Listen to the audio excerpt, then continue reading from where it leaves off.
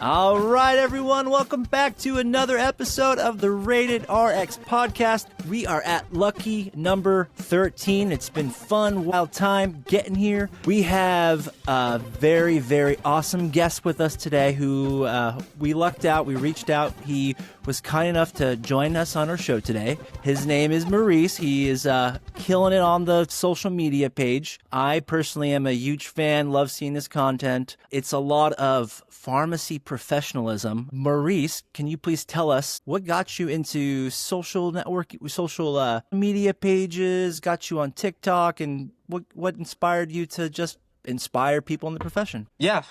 So I've always been a pretty big fan of just content in general. I watch a lot of YouTube. I watch a lot of TikTok, obviously, and I've always wanted to create. And I didn't know what I could create though. I like video games. I like movies, all these things, but I'm like not an expert in any of those. And so I just kept thinking, I was like, what can I do? What can I do? What am I an expert at? And then I remembered I was a pharmacist.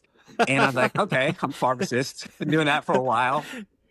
So what's different about me? And I have had a very strange journey as a pharmacist, at least in my opinion. I've graduated in 2021. And so that's about 4 years ago. I'm on my 5th job, unintentional. But the way that it's worked out, I've just been so happy with kind of my journey. And a lot of the content I saw online was about all the pharmacist journeys. And like they have incredible stories too. But I didn't see anyone that was like average like me. Like I feel like I'm a very average student. I wasn't real high. I didn't do a residency. I went straight into retail and it worked out for me. And I just wanted to kind of share how it worked out for me, what I did, what kept me from being unhappy as a retail pharmacist, what helped me move out of retail, and just share that like I'm not some super pharmacist. I'm just an average, I'm super average. And when I want something, I go for it. And I just wanted to share like how I do it and my journey with doing it. If I can help people with it, that's awesome. And so I created my page. I created this thing like 6 months ago. I've only been posting for 2. Okay. Created it. I went to sleep, woke up, deleted it because I had so much anxiety. I was like, man, my classmates are going to see this. My friends are going to see this. We understand the feeling. Like, what am I doing? And then 4 months later, I don't know, something happened to where I just was like, man, F it. Like, who cares if you post some stuff? Worst case scenario, nobody follows you, nobody sees it. And if they do see it, they just make fun of you. You never hear about it. I kind of got over that. I don't care as much as I used to. And honestly, like that stuff is probably just more in my head. Nobody actually cares what I'm doing. So that's kind of how I like officially like jumped into it. So 2 months in, I'm enjoying it. Nice. Very nice. So your journey made you jump into it, but what made you stay in it? Because it sounded like you deleted it, got back in. What prevented you from deleting it a second time? Just the success, the good feedback? It was the good feedback. I remember posting my first video and I think it got like 200 views. And you know how you can look at the analytics and see how many people watched it, how long they watched it, how many people watched it all the way through. Yeah, Robbie loves that. Yeah, I had like 100 views and like 2% watched it all the way through. And I was like, holy crap, 2 people watched this entire video. Yeah. And that's why I made the next one. Because I was like, okay, somebody's actually watching this laying in bed. So Just let me needed the make another 2. one. And like, it just kind of snowballed. Yeah. That's awesome. That is awesome. Yeah, well, I'm glad you stuck with it. I'm also an average pharmacist. I think I got lucky with my residency, if I'm going to be completely honest. So, yeah, thank you for showing us that anyone can do it, and really appreciate that. I mean, it seems like there's quite a journey there that might be related to what we're going to be talking about. So we might get to hear some of these stories that had you go through your journey. So we might be able to follow up on some things there. Yeah, I want to hear about all 5 of your jobs. I mean, I'm sure there'll be an opportunity to talk about it, but real quickly, tell us, you went through 5. What helped you decide where you're at now is where you're supposed to be? Yeah. So when I was in pharmacy school, I did an internship at an outpatient pharmacy in a hospital, serving underserved patients. It was a nonprofit. And I loved that environment. Loved it. Absolutely loved it. And my student brain didn't click that I should do that and not chase a residency. And so I was all in on doing a residency. I didn't match phase 1. I didn't match phase 2. And by the time I found out I wasn't matching, it was kind of too late to try and plug in at that pharmacy as well because they weren't hiring. I hadn't prepared for it. And I was going to have to move back home to study for my exams and like live because I had to go live with my parents again. And so that is how I know where I'm at right now is where like I need to be. Yeah, where I'm working right now is that environment I had in pharmacy school. Same exact kind of situation, but where I'm living now, which I didn't think I'd ever find again. And so I started out working for Walgreens. I was there for maybe a month and I knew I wasn't going to last because in the interview, I discovered that I wasn't even interviewing with pharmacists. I asked a question about something and they're like, what are you talking about? And I was like, what do you mean? Like, you not know what I'm talking about? This is And basics. yeah, I was like, I thought we were talking pharmacy. And they're like, oh no, we're not pharmacists. And I was like, okay. And then they It's a said, red all right, flag. we can offer you $45 an hour. And I Ooh. was like, I don't have anything lined up. I'm not in a position to be picky. I have to take this. And so I took it, worked like, I didn't even get my white coat. I put my 2 weeks in before I even got my white coat. And then I Good. got into another pharmacy, another retail, but a grocery store retail. It was actually pretty good. I enjoyed it. But at the same time as me trying to get into that spot, I'd also interviewed somewhere else. They offered me, the other place didn't because I just lacked experience. And so I was with this retailer for about a year. And then out of the blue, I got a call from the other place that I actually wanted to be at saying, hey, we need a new pharmacist. You still available? I said, heck yes, because it wasn't retail anymore. It was like a Uber Eats for pharmacy. So we Oh, worked in a interesting. closed door pharmacy. It was kind of like a small tech company. Everything was done through an app. It was super innovative. We delivered meds just like Uber. It was very cool. Liked it. But a few months after getting hired, I got laid off. They had Oh, huge layoffs. I was there for a few months, got laid off, and I was like, you got to be kidding me. I quit one job, took another job, quit that job for this job. Now I'm laid off of this one. It hasn't even been 2 years, and I'm about to be going for my fourth job. I don't know what that looks like. I went back to retail, this time with a whole other company that was also a grocery store, a little bit different from the last one, paid significantly more. Walgreens was offering me 45, like I said, beginning. This one, I was being paid about 70 something, 71 or great. 70. It's like a significant jump. And it Yeah. was done in under 2 years. And so I went back there. I was like, I'm cool with staying here. I know I won't get laid off. I know it's not a small company. And honestly, I didn't hate it. It's retail. You know, it's all the things that retail is. Just put it in the bag. We crack that joke all the time. Just put it in the bag, right? Yeah, just put the fries in the bag. Yeah. And you know, I did. I didn't really mind it. I was like, okay, like here you guys go. I'm getting paid pretty well, so I'm happy.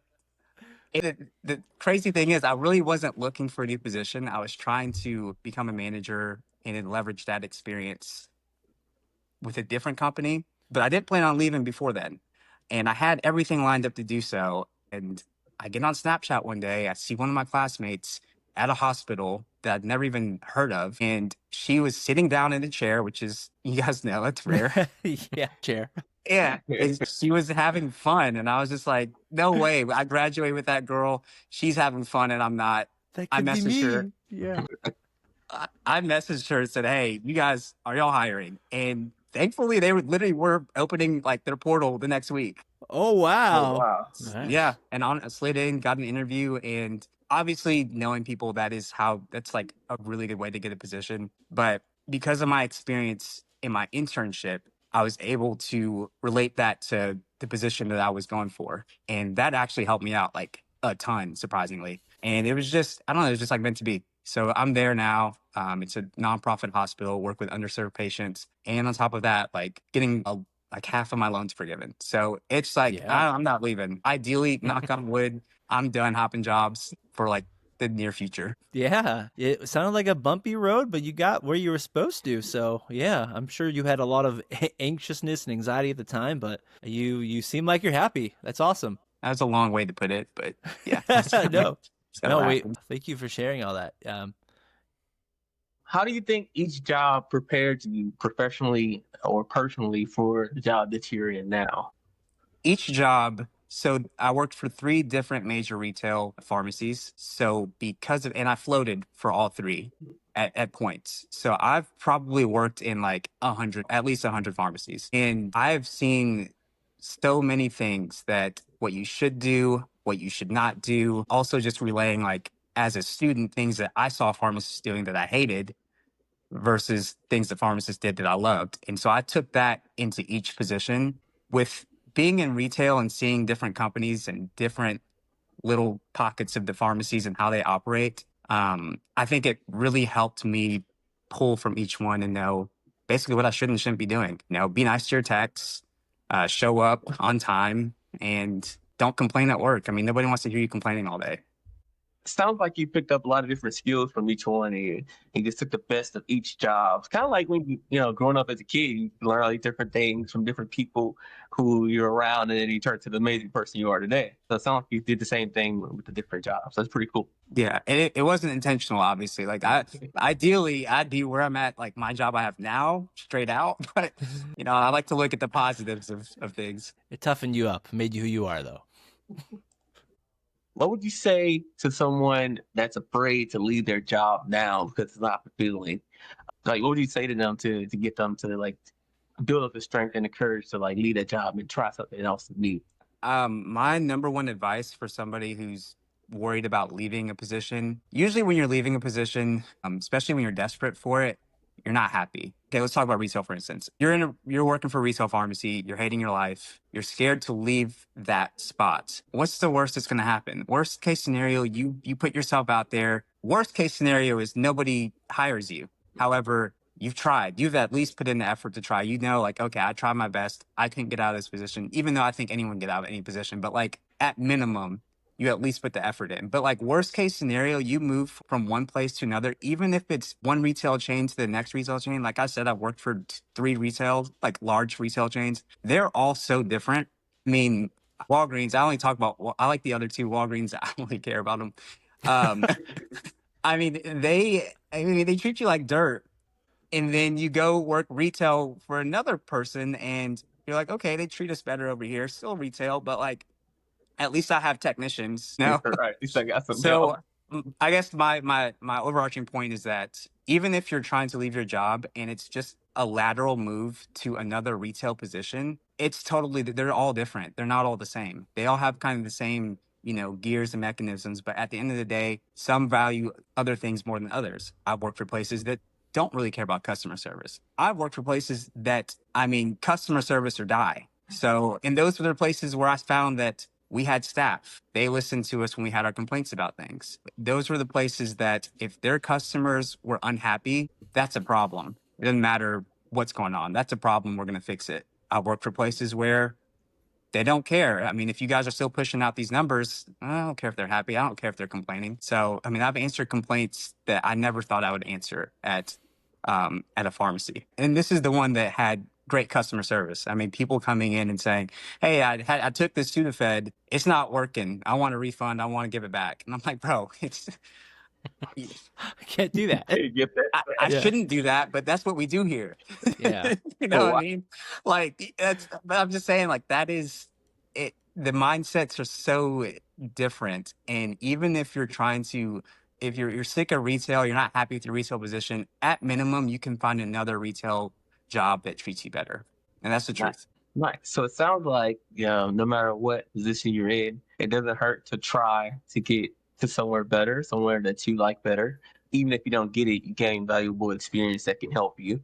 And also, if you're moving laterally, you still may get a better experience if you go to somewhere else that's similar to your current job. It may be a lateral move, but it may be better in pay or better in how they treat you. So, yeah, it's pretty cool. Always get out there and attempt to better yourself. You got to be happy. If you're not happy, you're not able to take good care of your patients, and that leads to bad patient outcomes. So, yeah, nice.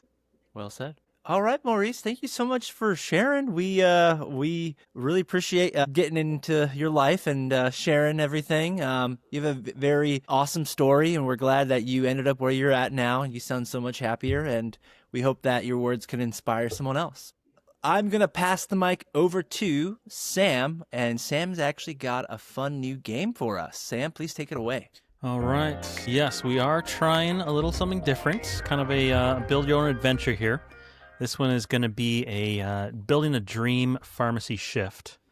So you guys are going to have $15, and there'll be 4 different categories, and you'll pick one from each category using a max of $15. So choose your best shift. Don't go over budget. Here we go. Any questions? Nope, let's do it. Okay. All right. Okay. I'm ready. All right, Maurice, you're going to lead the charge, okay? And we're just going to support you whenever you decide. And we'll tell you what we think, and then but you make the final decision, okay? Hopefully I have a good argument for it, but I got y'all.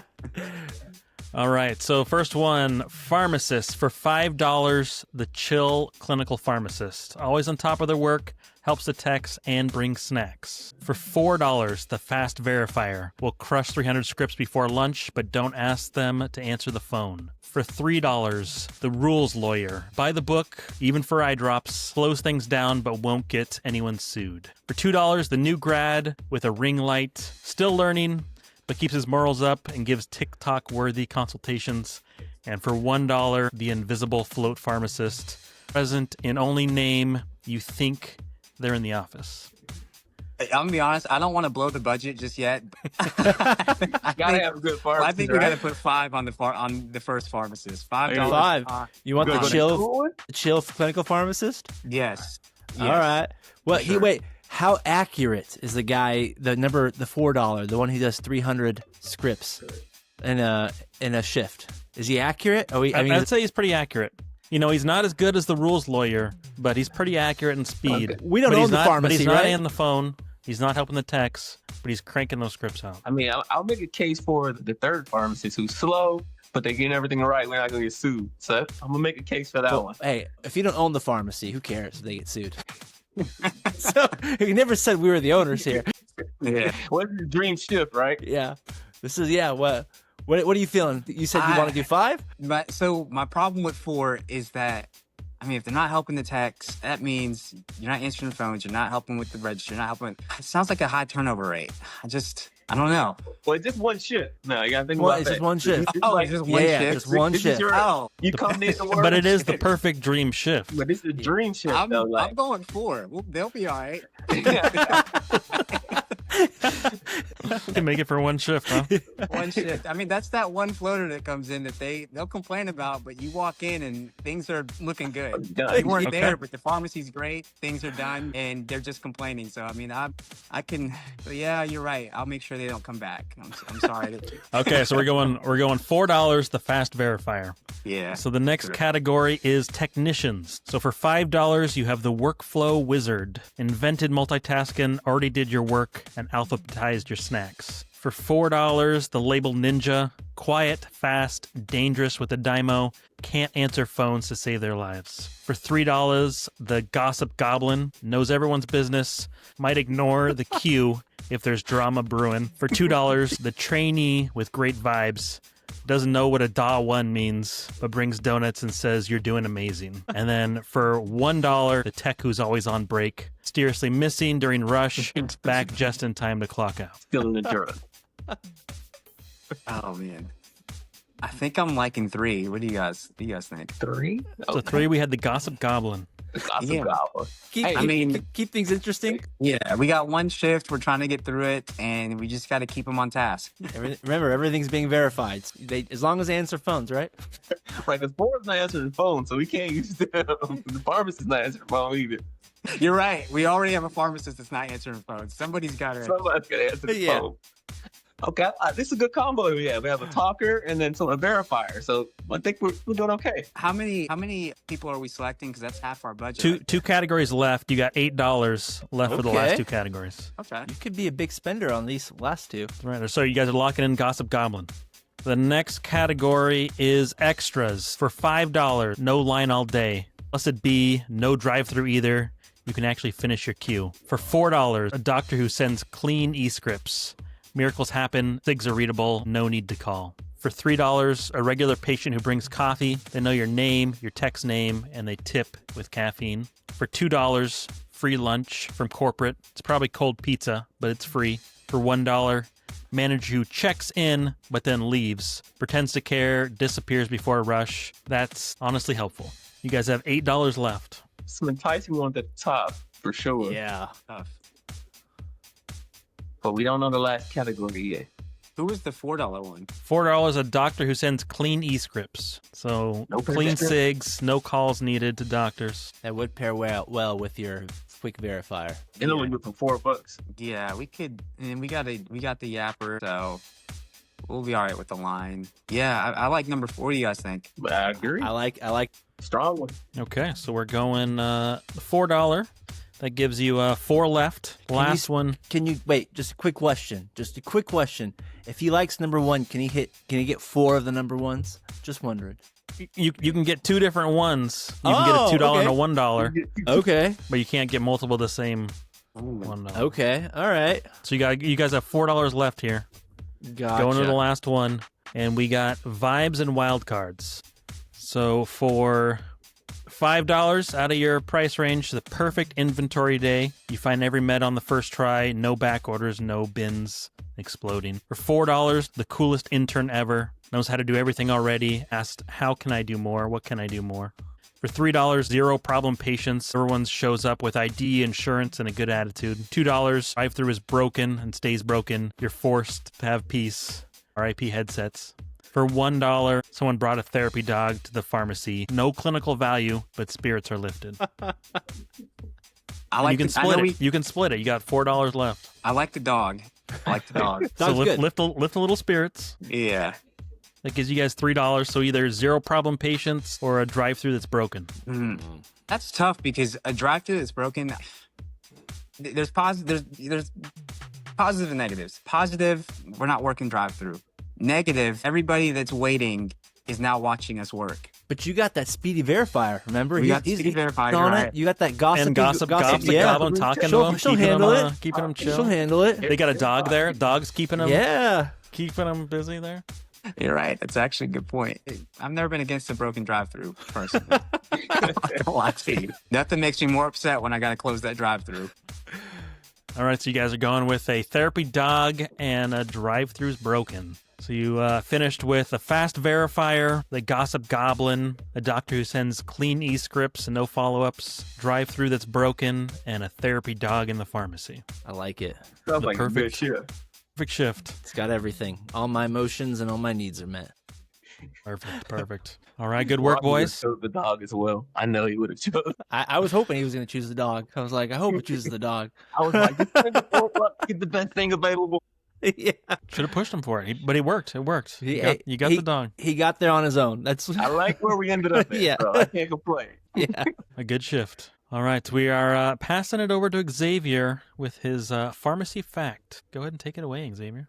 All right, guys, I got a good one for you today. So my pharmacy fun fact is the most expensive drug available right now. It's one dose, $4 million. My God. My So the goodness. drug out there was 4.25 million, single dose. It's a drug called Linmeldy. It's used to treat rare brutal disease in kids called metachromatic leukodystrophy, or MLD. Of course. I knew that. Yeah, you do that. It's a really debilitating disease, and without treatment, these kids will slowly lose their ability to move, talk, even think. And it happens Ooh, fast. wow. But the cool part about this drug and why it's so expensive is it's a one dose and done gene therapy. It's going to fix you. So the doctor's going Wow. to take this child's stem cells, fix the broken genes, put them right back in, and then those cells, they start producing the missing enzyme that is causing the damage in the first place. It's not a Band-Aid, it's a hard reset.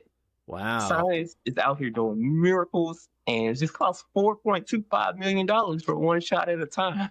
Wow. That's crazy. Crazy, right? I was like, dang, I wonder what's the most expensive drug in the world. Just me, just random thing. I think crazy stuff all the time. But this is what I found. So I thought that was be fun to share for the podcast today. Yeah, wow. Do you guys think that'd be covered by a PA or be on formulary or what? You better have a rich uncle. Yeah, I was kidding. Yeah, no kidding. I didn't even, honestly, if you would have said like 50,000, 100,000, 200,000, I would have been stunned. 4 million is crazy. The previous most expensive drug, I think I looked at that one. I think from 2024 it was like 1.2 million. So we went up a lot recently. Wow, gene therapy. That's crazy. Yeah. So it makes you think where they got that number or how they get there of that calculating of like what a life is. Right. Because they're like, right. yeah, this is a kid's life. Or Wow. how much? It's apparently 4.25 million is what they calculated. That's dark when you frame it that way. That is. Well, how do you think they came up with that number? That's yeah, what they're happened. like, we'll pay $4 million for their kid. So they'll figure out how to get it. They'll go rob a couple banks in London, steal some art pieces and sell them on black market, sell Robbie's kidney. No, you can't have them. I don't know how this is true, and I saw a funny post that apparently one testicle was worth like $100,000. And let me tell you, there are times where I felt desperate. I'm like, I got another one, so. So would you take a $4 million shot and then meant curing something forever for you? Like I have to shell out the money, or is this like? I just want to clarify. He only has so many testicles, like he can't. Yeah, I only got 2. You got to come up with the money, and you're cured forever of your problem that you just hate. You got HIV or cancer that you can't get rid of. One shot, $4 million. I think I just die. I don't know where I would come up with that money. Yeah, I don't even. You can get creative, I think. It's just not real possible. That's why it's got to be most covered. Most We're only everything covered. pharmacists, so Yeah. There you go. Yeah, that'll be tough. All right. So yeah, that's all for my fun fact today. We're gonna pass it back to Sam and do the weekly weigh-in. All right. So we've got a kind of a themed weigh-in here. Question being, is it weird that our pharmacy manager only communicates through passive-aggressive sticky notes and inspirational quotes? Sticky notes, yellow sticky notes all over. Maurice, and those 200 plus different pharmacies, how many crazy amounts of sticky notes were you finding there? I don't think that's ever happened to me before. Just a passive aggressive sticky note. I don't think I've gotten one of those. Because you were giving them? Is that what you're saying? Yeah, I was leaving every- He was to the other end. There was one time I was floating somewhere and the pharmacist had left me a note because I didn't back count a 1,000 count like bottle of oxycodone or Percocet or something. I don't know. I don't remember which one it was, but it was a C2 that only the pharmacist could count, and I'm not back counting that. I'm sorry. I'm not back counting it. I'm double counting, and whatever number I put in it, I mean, that's right. And if it's wrong when I leave, that wasn't me. Robbie, thoughts on passive-aggressive notes? Sticky notes? Is it weird? Yes, because that is a very poor way of communicating to your staff. It's just like if you're going to be a manager, you have to be very direct and make sure your message is coming across crystal clear, because that just leaves like too much for ambiguity and misinterpreting what a note is supposed to say and mean. I had a manager, I didn't appreciate that she did this. She would text me things like what to do, or she would tell a tech like what I was supposed to do, and I'm just like, why wouldn't you just tell me? Like you're literally circumventing the person. Like I'm the manager of your store. I'm doing this for you, and you're talking to everybody but me, the person who has us under their license. This doesn't make any sense. And there was always things that we were miscommunicating, and nothing. Ran into a whole bunch of problems and issues, and so Some poor handoffs there. Exactly. And I feel like, this just leads to even more poor handoffs. I don't see how you can function as a good pharmacy if you're doing this. I mean, it's nice to write things down because it sort of like you can kind of hold people accountable. Like I wrote this down, but at the same time, if that's the only way you're communicating, that's a failure on the manager's part right there. Yeah, I mean, I don't mind a list. Like I come in and it's like, hey, I wasn't able to call this doctor on this prescription, or I wasn't able to get to this or whatever. Like I don't care about that at all. But like you said, I mean, if you can't be direct with who you're working with, and as you know, you rarely work with another pharmacist in those settings, what are we doing? I mean, there's going to be, like you said, just so much miscommunication, so many problems that don't even need to be a problem if you would just be direct, like you were saying. So more. We want everything to be direct, which is I agree with that. Should be good. So on those, I guess your note you were saying about your C2 counts there, Maurice. Wasn't really passive aggressive. Is there something that comes to mind that was super passive aggressive for you on some note that you got? So after I got laid off from the cool delivery pharmacy and went back to retail, I was like, hey, with my supervisor, I'm trying to be staffed immediately. I let him know straight up, like, I do not want to float for forever, or not even for forever, for like more than a month or two. Like, what do I need to do? Told me what I needed to do. I got a store. However, everybody told me, Maurice, do not take that store. And typically when a store opens up, a position opens up, it's usually not because it's the greatest place on earth to work.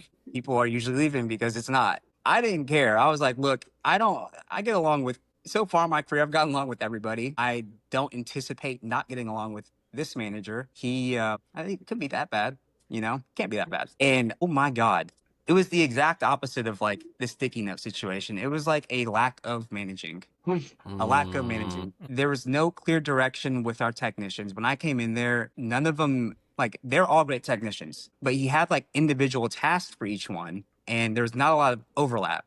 So, for instance, there was one that was always in charge of ordering certain supplies. He's not there, supplies aren't getting ordered. There's one that was in charge of this. This was in charge of that. And as you know, like, if only one person knows how to do something in the pharmacy, that's a recipe for disaster. On top of that, we were in a rare situation where we were short staffed, but it was like by choice. We had all these extra hours.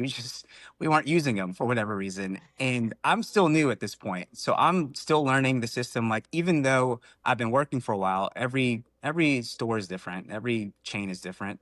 And so I'm still learning how to operate the scheduling tool and all the intricate things behind the scenes. And I'm discovering these things. I'm like, oh my God, we're short staffed because we're just not scheduling people, You have the money for And- this and you're not spending it, dude? We're not We got spending it. $15 here. Come on. We can right? have 2 more texts here today and we're just not. What? And so it progressed because not only was he not managing the technicians, the reason why nobody liked working with him is because he didn't do what he was supposed to do. For instance, our Inmar returns for expired drugs hadn't been sent. When I got there, they hadn't been sent back in like 9 months. I'm not exaggerating. 9 months. We're supposed to send them back every month. 9 months. We did daily tasks like cycle counts where you go through and just like count 10 random drugs to make sure the count's accurate and stuff. I'm talking weeks behind on that. Return to stocks, never getting done. Like, all those things only got done when I worked. And on top of that, like, I'm easy to work with. Like, I don't expect you to do everything. I don't expect to come in with everything done. Like, that's cool. Like, I get things happen.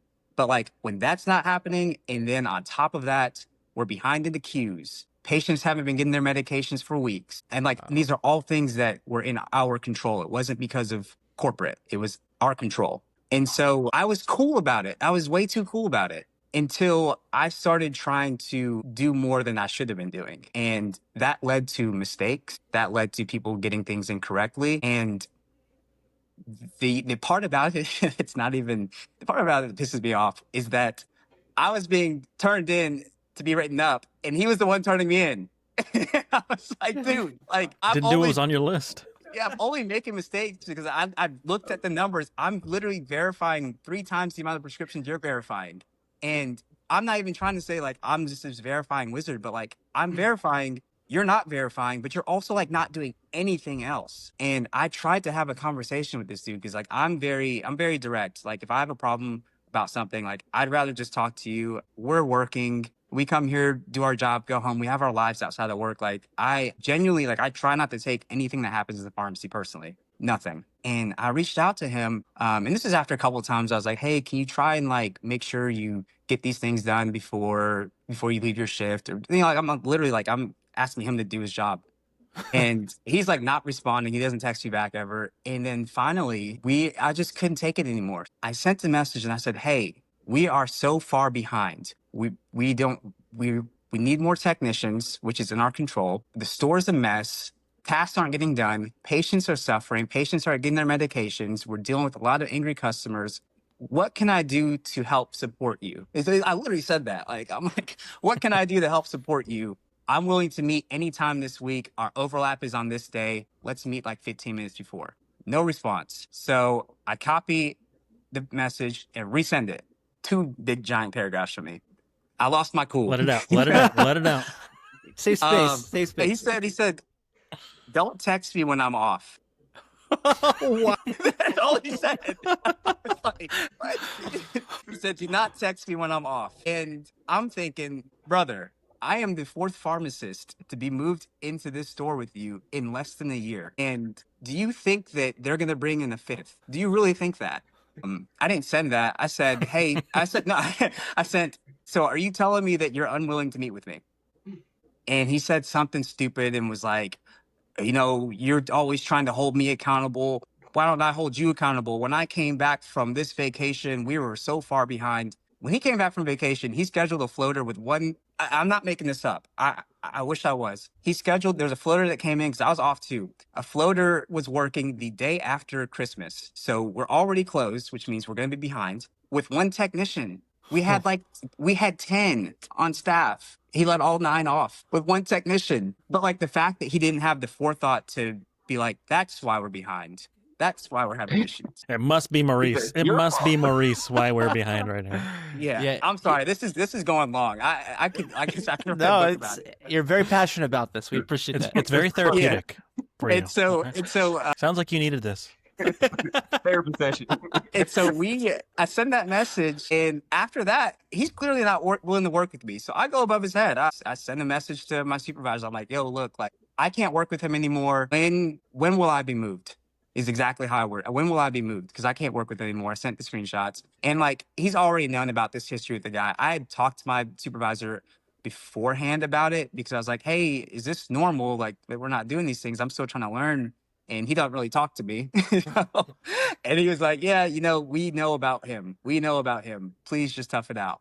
And so fast forward back to what I was saying. I send a message. I'm like, yeah, I can't work with it anymore.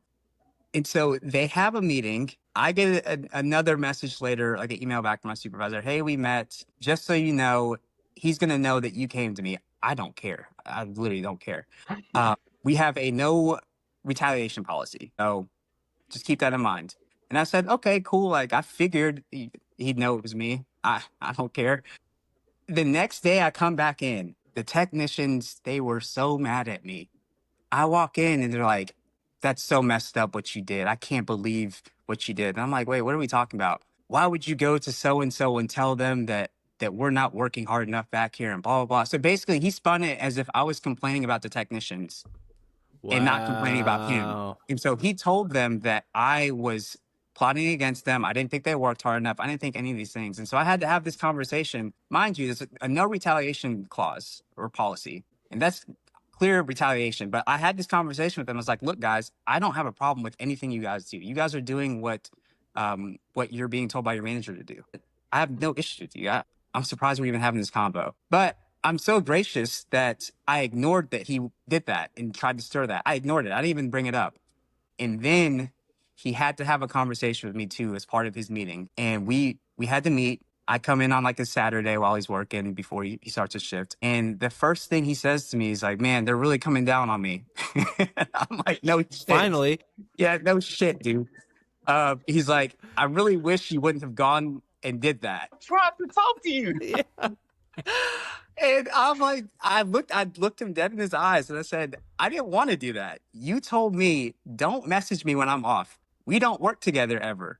Ever. We are never in this pharmacy together. So when are we supposed to talk? Oh, well, I thought you were just saying that to get a rise out of me. Why? And I told him, I said, why would I want to get a rise out of you? He's like, I don't know. I just thought you were trying to like, he basically thought I was trying to like rile him up. Wow. And I thought we had a good conversation. We were talking about scheduling. Another big issue was that we had a technician that she called out every single week, every week. And I said, hey, maybe we should schedule her less or find out what like a good schedule is for her so she doesn't have to call out so much. Fast forward 2 days, I walk back in the pharmacy. Maurice, it's really effed up that you went and told him that you don't think I work enough. My You God. clearly can't share anything with this person. Yeah. And so I turned him in. He got fired. That's the, yeah. So, More of the but, story. It was a long time coming. But I think the lesson here Don't is send that- passive aggressive notes to Maurice. no. No, it's like, I think that if you're having issue with somebody in the pharmacy, you should try your best to work it out with them. Like, I was pleading with this man. Like, I do not want to take it where I can take it. Like, I do not want to. Like, I'm trying to have a peaceful environment. And so anyone's having issues with like a manager or their boss or something, I highly recommend trying to talk to them first. Keep it professional. Even if they say some out of bounds things, like he says some wild things to me that I didn't even talk about. And I just completely ignored him. I ignored him. I looked at my phone. I said, I'm so glad you said this and it's documented, dummy. But I didn't say to him, hey, this is how you're responding. It's documented. I'm not even going to respond to that. I'm just going to say, okay, I guess we aren't going to meet. But like, Nice. yeah, that's the overarching lesson. I think you should try and work things out with who you work with. And I'm so against going above people's heads. Like, I think that's the worst thing you can do. But like, if they are completely unwilling to even talk to you, Yeah. I'll tell you what, I'm not going to be the only one unhappy here. Yeah. We'll both be unhappy. I'm cool with that. You didn't have a whole lot of choices, man. So you did what you thought was best, and at the end of the day, it's all about dependability in there because it affects patient safety and what they need. So I think you did the right thing. So don't think you went above anyone's head. You did what you had to do. Yeah, I think he handled it better than I would have. Yeah. Not the same way. Okay, Zay. Then Zay, what? How would you have handled it, or your own experiences on passive aggressive notes that you had to go through? Kind of pissed off the ID pharmacist and got a passive aggressive email.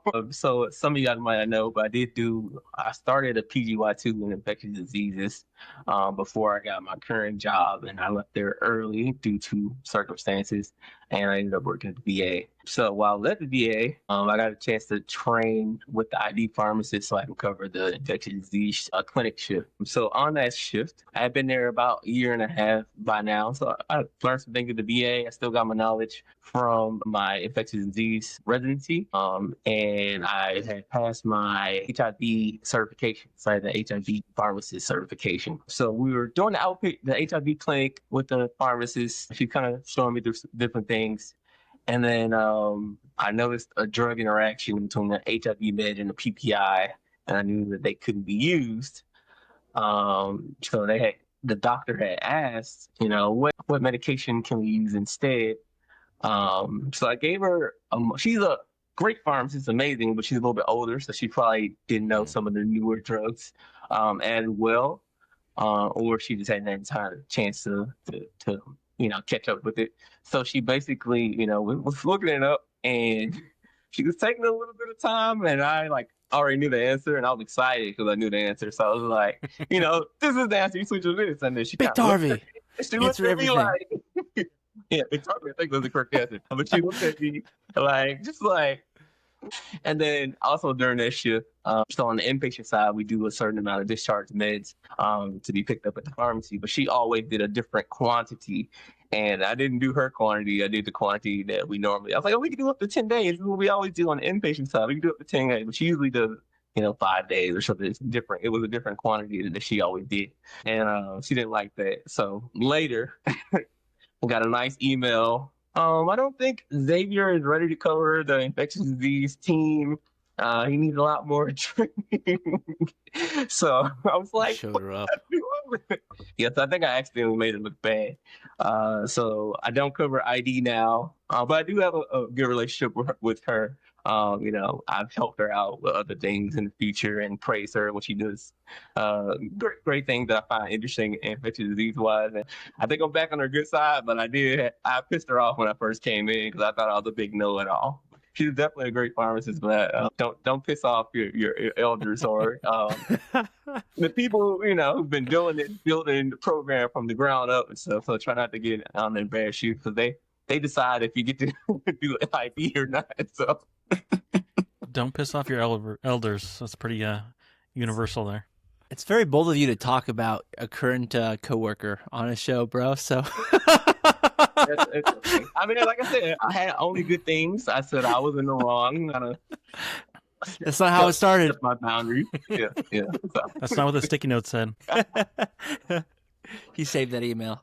I was like, ooh, dang, no ID for me. But it's all cool. It's cool. All right, talking on those different communication styles and passive aggressive things we do. Maurice, you touched on a few, but what are those kind of different communication styles you've had that are bad, worse than the sticky notes, that have bothered you or coworkers or techs before? I think the only communication styles that like bother me that I've experienced definitely been like a non-communication or just like a lack of wanting to communicate.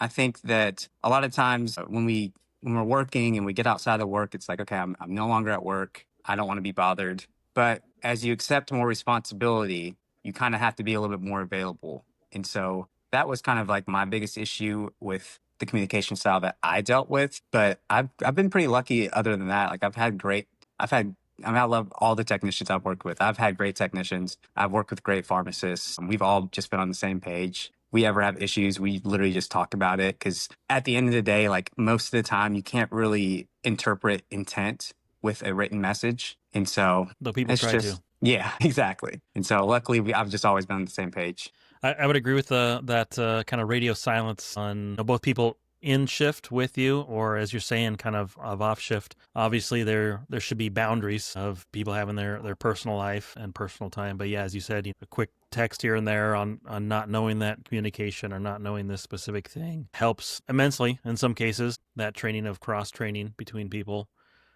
to not need that in the first place. So I would say that also most annoying thing. Also things like not explaining yourself. So just like barking orders, this is the way it is, not knowing why can be very irritating. I would say that's probably more the case for techs, and I don't have big corporate experience, but I'm sure it's the same in that case of pharmacists, of not knowing why you're making some huge change or whatever it may be, and just killing opportunities to learn or understand changes. And as well, some maybe like sarcasm, excessive sarcasm, and not being professional, of almost like backhanded comments and things like that, where I could see that's definitely taking people the wrong way on comments like that. But the last thing on this weigh-in would be looking more towards managers and corporates. What, and we had touched it already, what kind of made you lose your cool on those? Maurice already talked about one with a manager. Xavier, anything that you got on corporate or managers that caused you to lose it a little bit? No, I don't really lose my cool. I kind of like laugh it off, like, wow, this is wild that, we're doing this situation or this manager is acting this way. I usually don't lose my cool. Me and the coworkers, it's usually been about it together and, get a good laugh or blow off the steam together, and then we just power through like the great pharmacists we are. Robbie? Oh, the one instance that still makes me very angry to think about to this day. This old store I was at, the owner rarely ever showed up, and I was working one day and we all smelt something that was burning in the building. And so we're all smelling like, is something burning? Is something burning? And so I was like, you know what? I'm gonna call the fire department. They'll get over here. They'll make sure things are safe or not, right? The fire department gets there and she sees on the camera the fire department is there. So then she calls my phone and she says, what's going on? And I go, we smelled some fire or something burning. So we called the fire department, and then, but this was after, but the fire department cleared it and everything's fine. She goes, okay, are they there? And I go, yes, they are. Do you want to talk with them? She goes, yes, put me on speakerphone. I'm like, okay. Put her on speakerphone. She goes, he overreacted. I can't believe he would call you guys. And now all my patients are going to be scared away. And my jaw literally drops. I'm like, I'm like, are you freaking kidding me? You were never here. And this is a matter of like our safety. And you were mad because I called the fire department and acted like a manager that you couldn't be right now because I was worried about everybody's safety. And I was so mad. And even the firemen looked at me and they're like, this is your boss? Like, what the hell? And I was like, this is the crap I put up with, man. This is the crap I put up with. Like, it's just like, you're not here and you're gonna pass judgment and say like, yeah, we're glad nothing. It was nothing. Like there was an electrical issue like down, at the adjacent building that we were connected to, but it's just like, we're panicked there. Like, is there a fire? Like, you just don't know these things till you call. And so I was just so mad. And then, so then I tried to reframe it. I'm like, so did you not want me to call the fire department? Should we just smell the smoke and do nothing about it? And she's like, no, I'm not telling you to do that. I'm like, okay, well, you're scolding me right now because I did something that you're telling me I should do. So what is it? So, but yeah, to this day, I that's when I lost my cool. As soon as I hung up the phone, I just started cursing. I was like, this damn blah, blah, blah, blah, curse word, curse word, curse word. And the firemen are like, yeah, no, you are in the right to be mad, and we're glad you called. I was like, thank you. Thank you for the validation. Yes. That's right. I think for myself, don't really have corporate experience, just as P4. Going through that, but kind of as a sad note that kind of had me on that idea of being irritated with corporate was, I'm not sure if you guys heard, I just heard it recently, but earlier this month, a few pharmacists in Pennsylvania that work with CVS took their lives, and one of them had kind of a psychotic break, been there for a while, was on leave, and so they kind of knew things were going on and took their life. And the other one, I think, was a new grad who kind of, along what we were talking about, got put into a management position, didn't really have training, was getting written up for not doing what they're supposed to be doing when they didn't know in the first place what they should be doing. Don't know the details of everything that happened to those two, but, there were two of them that took their lives earlier this month in the same district. And it sounds like corporate came in and made sure, no one talked, threatens of suing other pharmacists and techs, and just that idea of it being bottom dollar and against the company to care for these pharmacists. I don't know the exact stats, but I feel pretty sure, pharmacy is relatively high on suicide, especially through retail. I think I remember hearing something, it's like top 20. So, Wow. obviously not way up there. Actually, I think number one is vet world is number one on suicides, but pharmacy definitely up there in some of these rough situations that you guys experienced in retail that Maurice is talking about. So not my personal experience, but something that I saw that was irritating and hurtful of pharmacists, and I'm sure techs in the same boat, kind of going through those hard times. It's so easy to, and I'm guilty of it too, but it's so easy to say, don't overwork yourself, don't stay late, don't come early, don't work through your lunch. And those are things like I used to do when I first started as well. And you're not, a lot of times you're not doing it because you are trying to make the company like this great machine. Like you have patients that you care for, and when you're not getting things done, there's a delay in their care. And that's kind of weaponized against us. And so it's so hard to, I don't even know. It's hard to, I don't know. I mean, that's like part of why I made my page as well, is because I just feel that it's so easy to be taken advantage of as pharmacists in these positions. I just, I don't even know what to say about it. It upsets me. It genuinely upsets me. And I feel like our profession doesn't do enough to protect against these things. It doesn't do enough to advocate for these things. We shouldn't have pharmacists working without lunch breaks. I know plenty of pharmacists today that work without lunch breaks. Sure. The lunch breaks, staying after the pressures that are squeezed onto you, the doing more with less. I mean, and then it's the morality of, do I just say, screw it, this is just a job, and not help my patients, or do I burn myself out? That's just I don't know. That's just something I wish we tackled more as a profession. Sure. Mental health, learning where those boundaries should be. Obviously, they need to be there, and personal life. And as we were trying to talk, being more and more a responsibility, and a little bit carries over to your personal life, but trying to leave that, have those boundaries, have your life, and still help patients along the way. Definitely a tough subject. So to move on, transition from there, we have Robbie, who has another pharmacy pandemonium for us on something that was sent in. Robbie, take it away. Thank you very much, Sam. That was a good, engaging conversation. And yeah, I hope, like Maurice said, we got to do better advocating for ourselves because at the end of the day, it's us too that are victim, not just the patient. So today's story for this week is written by the username Kitchen Lemon 1862, excuse me, and the title, Coworker Tried to Blame Us for Her Mistake. We've heard that before, right? And the story, I was doing drive-thru and a lady came up and said, "Hey, I came to pick up my medicine a few minutes ago and the bag has my name on it, but I opened it up and this bottle has someone else's name on it and different pills than the ones I'm taking." The manager beside me told me to go to the pharmacist, so I did. He took the bag and went to the system to figure out who made these scripts and called them over. They then claimed they didn't do it and it was one of us and started naming everyone, but the pharmacist went off on them practically saying, "I have two things showing me you did this. I wouldn't even be as mad if you would be honest. You screwed up big time." My coworker still kept trying to blame other people, but eventually gave up and admitted to it. The pharmacist got the correct medicine for the patient and filled it and handed it to me to give back to the patient. I don't get why people cannot confess to their mistakes. I get that this was a huge one, but they were literally trying to put all our jobs at stake. Yeah, so, I mean, I'm sure we've all been there on both sides. You don't want to be blamed for a mistake we made, and you also don't want to, want your coworker to blame you for a mistake they made, right?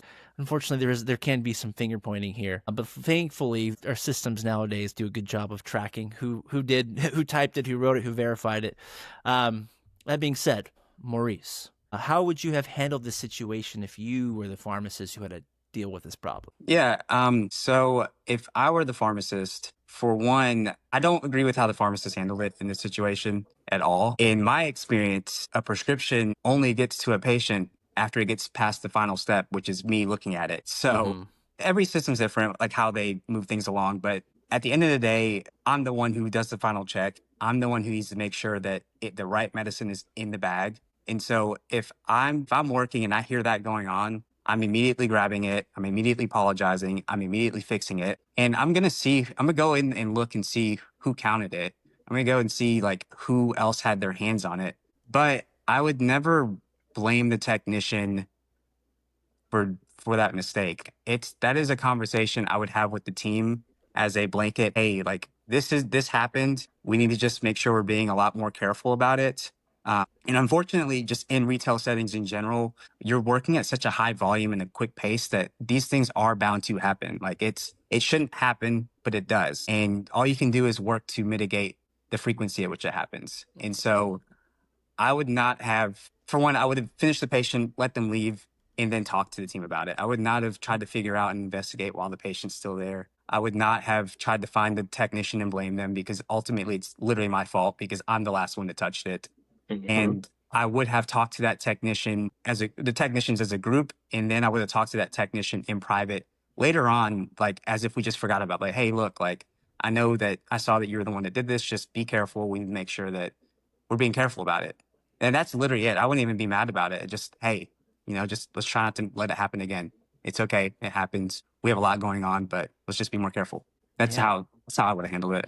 Yeah, so it sounds like you would have taken a degree of responsibility because I totally agree with you. Like, at the end of the day, you are the one validating that the prescription is accurate. And totally agree. I think it's best to talk to the person in private and not put them on blast. How about you, Xavier? How would you have handled the situation? Yeah, I totally agree with a lot of things Maurice said. They got to prioritize the patient safety first, make sure we get the right drugs to the patient so they can get on their way. Good thing they didn't accidentally take Molly home or accidentally take the medication, so we prevented something there. I'm glad they came back to the drive-through. But then, like Maurice said, you definitely want to go later dig through the issues and figure out the root cause analysis here, the root cause of the issue. I'm like, okay, so why did this happen? Is there a system that we can put into place to prevent this from happening in the future? Do some reinforcement trainings with the technician and be like, hey, Instead of doing this, I mean, ideally, hopefully, the last check would have went through the pharmacist, like Maurice said. But it's not like that. We need to restructure things to where I am the last check, so I can make sure that we catch all these things. And then, just be supportive to the technician. Everybody messes up. No one's perfect. And just kind of encourage them to continue to grow, be accountable to themselves so that issue won't happen. So we're like, hey, when you mess up, let me know. It's okay. It could be bad, but we're going to work through it. We're going to fix it. We're going to get some training. We're going to make sure it don't happen again. It's kind of like the model I would use, just more broadly in that situation. Yeah, definitely. Totally agree with you. It sounds like this was it has to do with like classic Swiss cheese model, right? The person who wrote it said that the pharmacist said you messed up twice. So that means there were two things that went wrong for that to get through, and then obviously someone verified it. So something is wrong with their system if it got passed on so many times. So definitely agree with you right there, Xavier. Going back to, I guess, talking a little bit about how the pharmacist handled things. Like, if you had to give this pharmacist advice, what do you think you would have told him to do differently? Yeah, I mean, I ultimately that like as the pharmacist, it's you got to take everything on the chin in front of the patients. You just got to take the brunt of that's just how it is. I mean, I've had situations where I've had nothing to do with the problem that's happened, and instead of searching for who did it and saying, "Hey, I'm so sorry that technician right here made that mistake. We're going to work on that." I take it on the chin and say, "I'm so sorry. Like, I'm sorry that happened to you. Like, I'm going to make it right." And then we'll talk about it later. But like, as the pharmacist, you have to protect your technicians because they're the ones they work so hard and they are so underpaid, and they do not need not only patients yelling at them, but their pharmacists also. Just to add on to that as well. It's when medication errors happen, when mistakes happen, you don't want to be in an environment where people are afraid to speak up about it. Because let's say something happens in the future that the patient doesn't discover yet, or that you don't know about yet, but that technician does. Are they going to want to bring it up?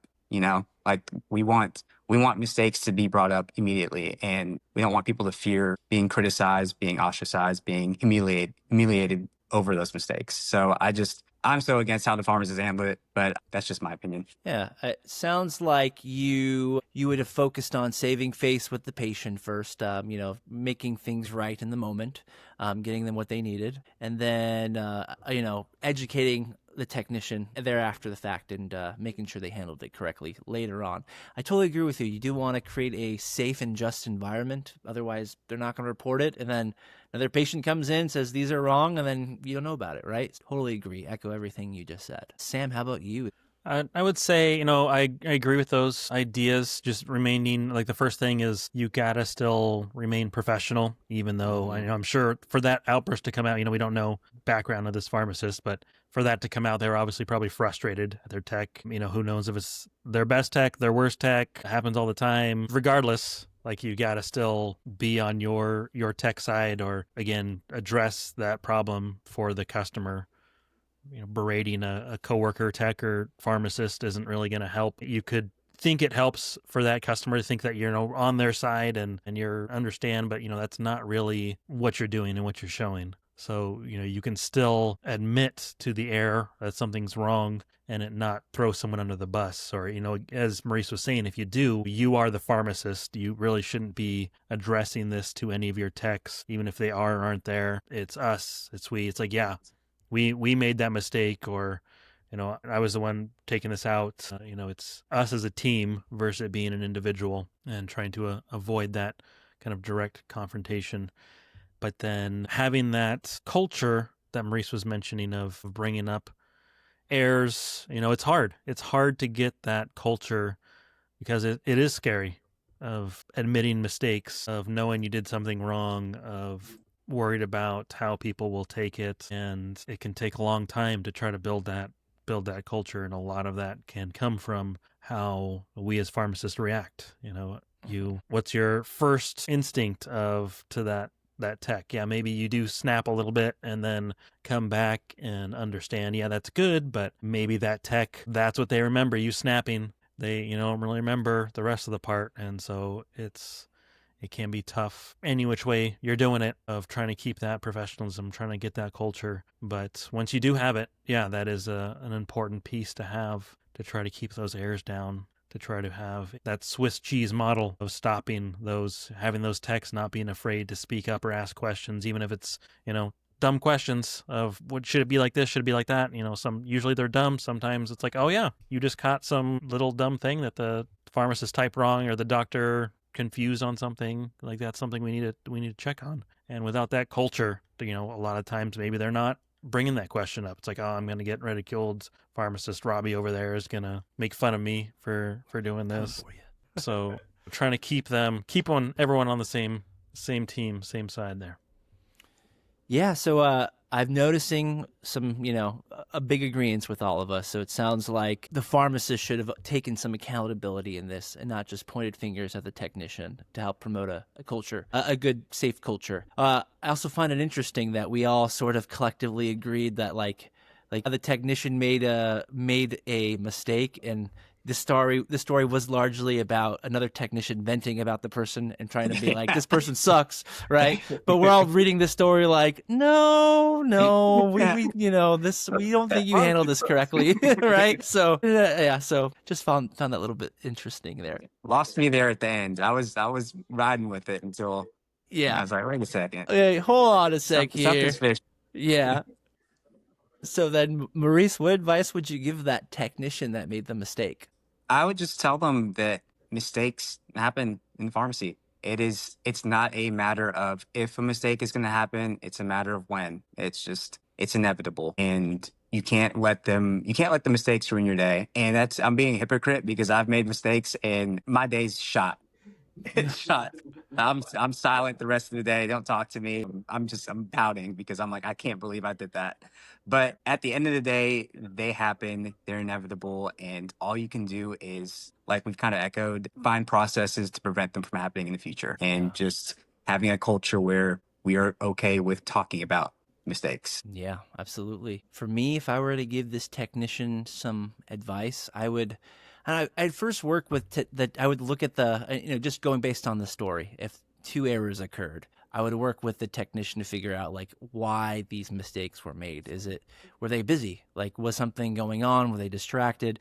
Like, there's a reason those mistakes happen. And my advice would be to have them reflect and think about like, why were these mistakes made? Were you distracted? Were you typing trying to type something while on the phone? Like, you try to do that because, you want to be efficient and get things done. And kind of like what you said earlier, Maurice, it's like, things happen and things pile up, and you say like, I don't want to work through my lunch. You say, I don't want to work off the clock, but you still feel responsible for that shift. It's not necessarily you're doing it because you want the pharmacy to profit. I mean, if you're the owner, sure, you want that, but you're doing it because you want to show that you are a reliable, dependable pharmacist and you can get the work done. I think anyone who goes through pharmacy school or takes up a healthcare profession does it because they want to help and they want to provide the most optimal help possible, and that's going to translate to wanting to get your shift done if you're a community pharmacist, right? So I would work with the technician and see where this breakdown occurred and help them do things a little more efficiently, more accurately, and encourage them to speak up if they need help. This mistake obviously happened because they didn't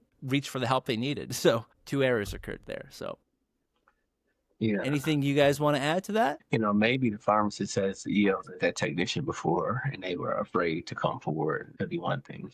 But I also just want to comment on Reece. I'm just hearing your story and stuff today. You seem like a very passionate, caring pharmacist. And I would love for you to be my pharmacist if I ever was at the pharmacy, because I could just hear how passionate and caring you are. And I know you're a great pharmacist just by how you're responding to these questions. I appreciate you guys. It's been great. Like I've loved talking to y'all. So. Yeah, we're happy to have you. All right, then, I guess on that note, we are going to wrap it up here. Thanks, everyone, for listening. Please, everyone, like and subscribe. Download those podcasts. Don't really need to listen. Just make sure you click that download button. Like those TikToks. Anything else we got, Instagrams, it all helps. Thanks, Xavier.